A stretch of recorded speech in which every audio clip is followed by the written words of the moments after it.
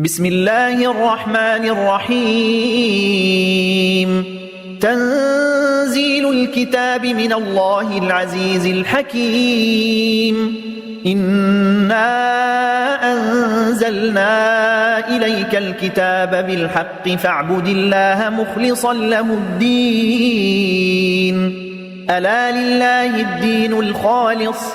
والذين اتخذوا من دونه أولياء ما نعبدهم إلا ليقربونا إلى الله زلفى إن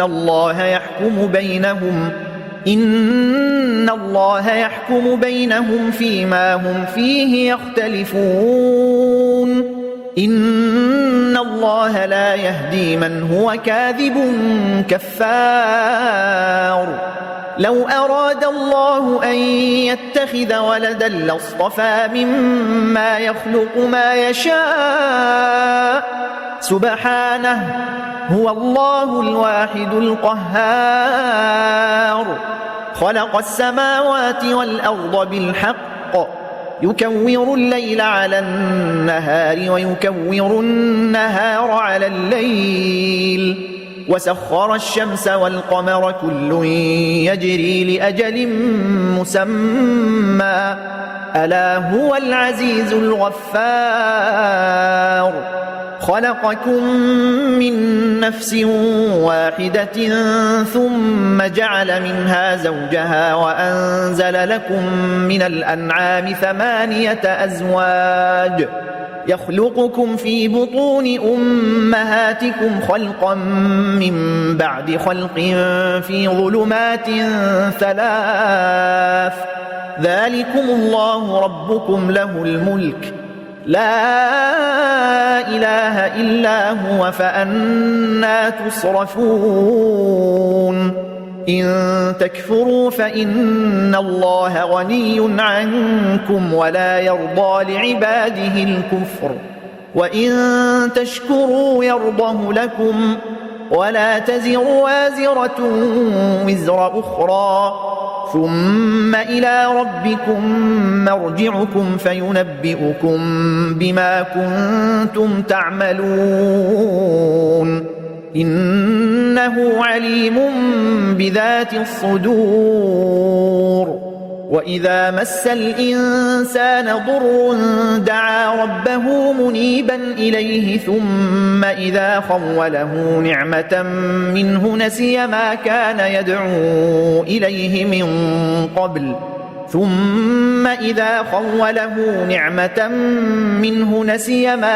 يدعو إليه من قبل وجعل لله أندادا ليضل عن سبيله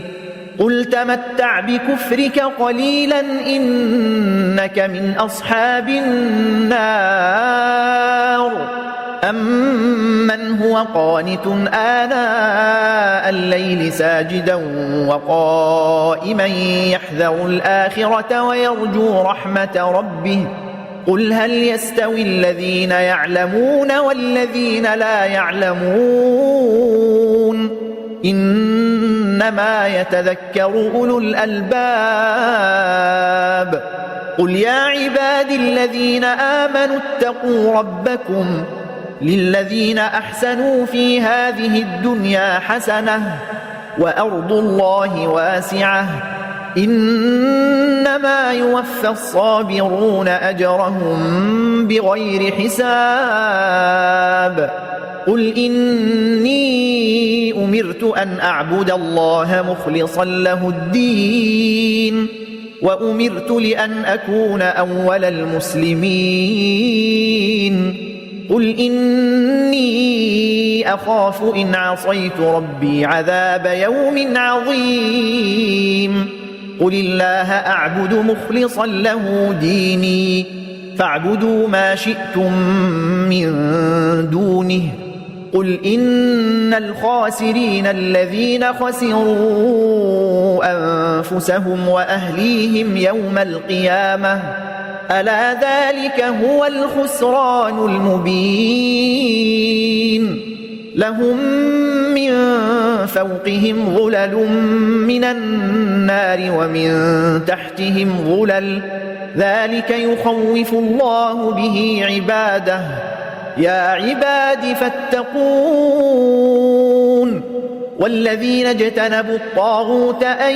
يعبدوها وأنابوا إلى الله لهم البشرى فبشر عباد الذين يستمعون القول فيتبعون أحسنه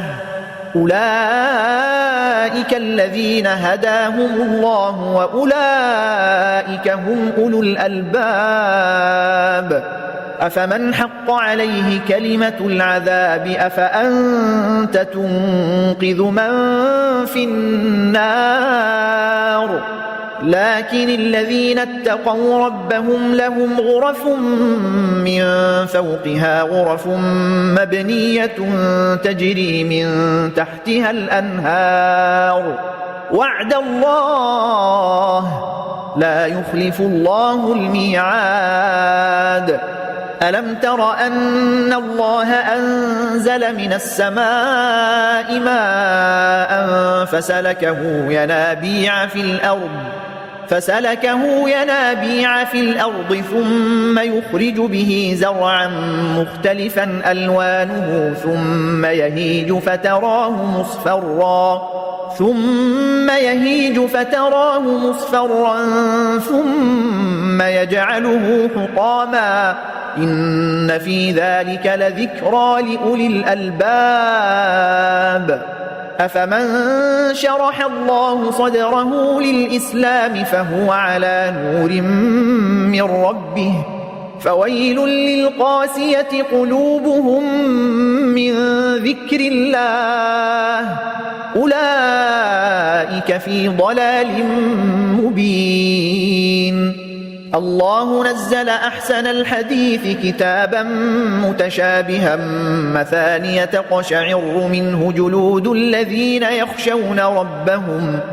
تقشعر منه جلود الذين يخشون ربهم ثم تلين جلودهم وقلوبهم إلى ذكر الله ذلك هدى الله يهدي به من يشاء ومن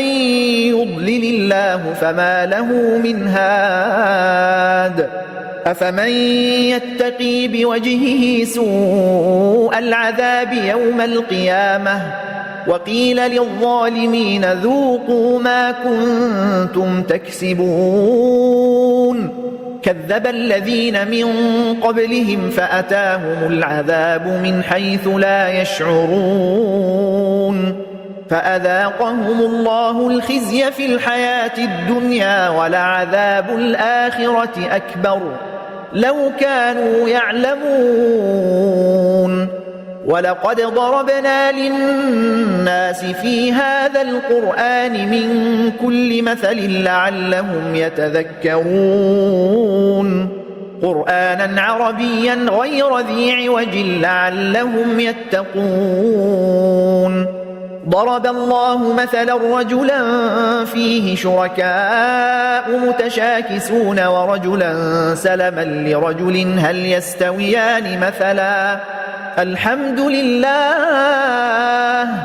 بل أكثرهم لا يعلمون إنك ميت وإنهم ميتون ثم إنكم يوم القيامة عند ربكم تختصمون فمن أظلم ممن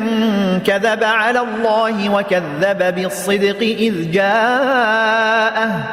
أليس في جهنم مثوى للكافرين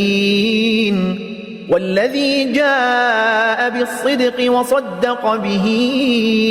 أولئك هم المتقون لهم ما يشاءون عند ربهم ذلك جزاء المحسنين ليكفر الله عنهم أسوأ الذي عملوا ويجزيهم أجرهم بأحسن الذي كانوا يعملون أليس الله بكاف عبده ويخوفونك بالذين من دونه ومن يضلل الله فما له من هاد ومن يهد الله فما له من مضل أليس الله بعزيز ذي انتقام ولئن سألتهم من خلق السماوات والأرض ليقولن الله قل أفرأيتم ما تدعون من دون الله إن أرادني الله بضر هل هن كاشفات ضره أو أرادني برحمة هل هن ممسكات رحمته قل حسبي الله عليه يتوكل المتوكلون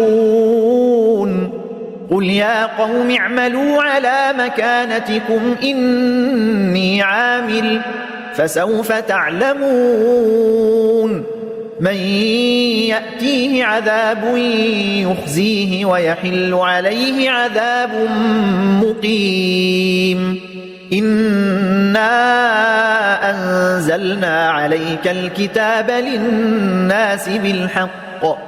فمن اهتدى فلنفسه ومن ضل فإنما يضل عليها وما أنت عليهم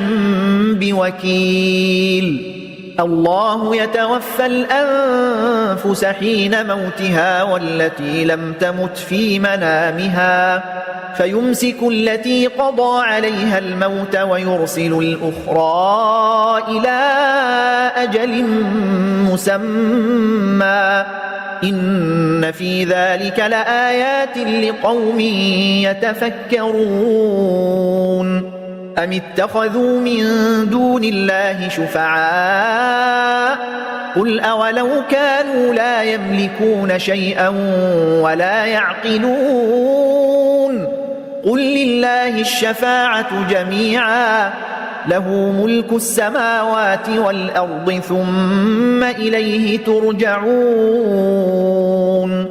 وإذا ذكر الله وحده اشمأزت قلوب الذين لا يؤمنون بالآخرة وإذا ذكر الذين من دونه إذا هم يستبشرون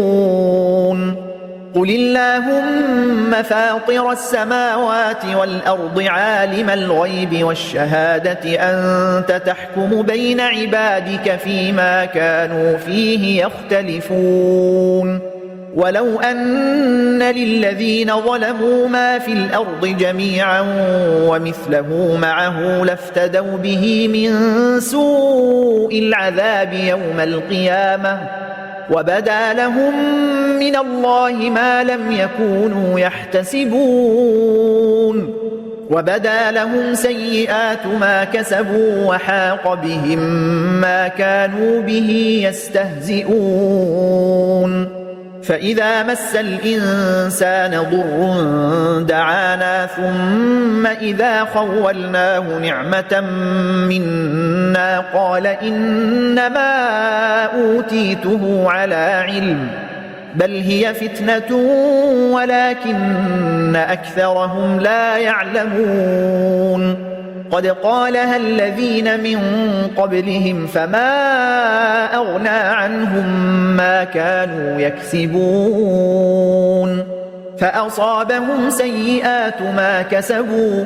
والذين ظلموا من هؤلاء سيصيبهم سيئات ما كسبوا وما هم بمعجزين أولم يعلموا أن الله يبسط الرزق لمن يشاء ويقدر إن في ذلك لآيات لقوم يؤمنون قل يا عبادي الذين أسرفوا على أنفسهم لا تقنطوا من رحمة الله إن الله يغفر الذنوب جميعا إنه هو الغفور الرحيم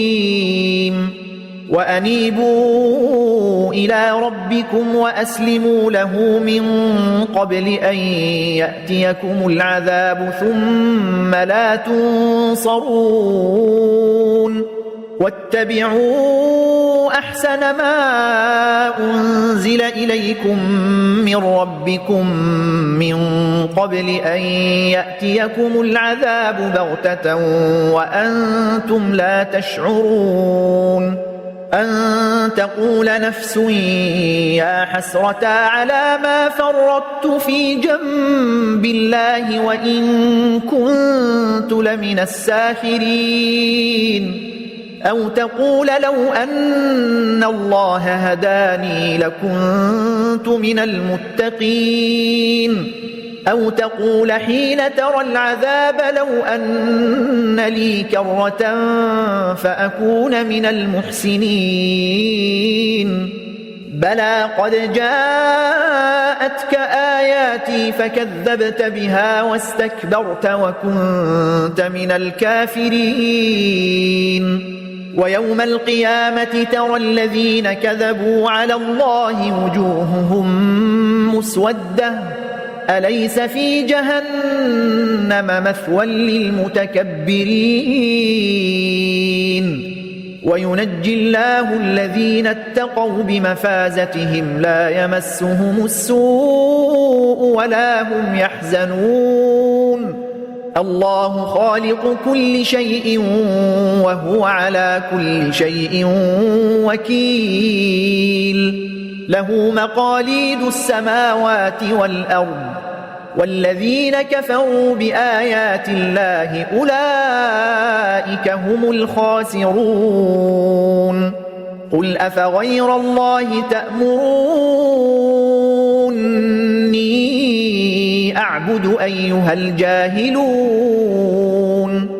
ولقد أوحي إليك وإلى الذين من قبلك لئن أشركت ليحبطن عملك ولتكونن من الخاسرين بل الله فاعبد وكن من الشاكرين وما قدروا الله حق قدره والأرض جميعا قبضته يوم القيامة والسماوات مطويات بيمينه سبحانه وتعالى عما يشركون ونفخ في الصور فصعق من في السماوات ومن في الأرض إلا من شاء الله ثم نفخ فيه أخرى فإذا هم قيام ينظرون وأشرقت الأرض بنور ربها ووضع الكتاب وجيء بالنبيين والشهداء وقضي بينهم بالحق وهم لا يظلمون ووفيت كل نفس ما عملت وهو أعلم بما يفعلون وسيق الذين كفروا إلى جهنم زمرا حتى إذا جاءوها فتحت أبوابها وقال لهم خزنتها ألم يأتكم رسل منكم يتلون عليكم آيات ربكم وينذرونكم لقاء يومكم هذا قالوا بلى ولكن حقت كلمة العذاب على الكافرين قيل ادخلوا أبواب جهنم خالدين فيها فبئس مثوى المتكبرين وسيق الذين اتقوا ربهم إلى الجنة زمرا حتى إذا جاءوها وفتحت أبوابها وقال لهم خزنتها سلام عليكم طبتم فادخلوها خالدين